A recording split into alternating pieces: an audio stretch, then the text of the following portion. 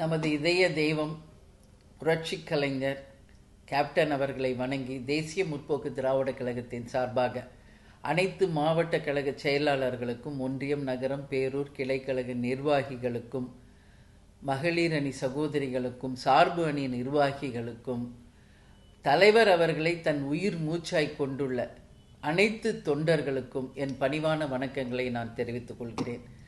வருகின்ற ஜனவரி 9, 2026 மக்கள் உரிமை மீட்பு மாநாடு 2.0 கடலூரிலே பாசார் கிராமத்திலே நடக்க இருக்கின்ற நமது மாநாட்டை மிக பிரம்மாண்டமான வெற்றி மாநாடாக அமைத்து தந்து, அந்த வெற்றி உங்களுக்கான வெற்றி என்பதை இந்த நேரத்தில் தெரிவித்துக் கொண்டு அனைவரும் தவறாமல் இந்த மாநாட்டில் கலந்து கொள்ள வேண்டும் என்று கேட்டுக்கொள்கிறேன்.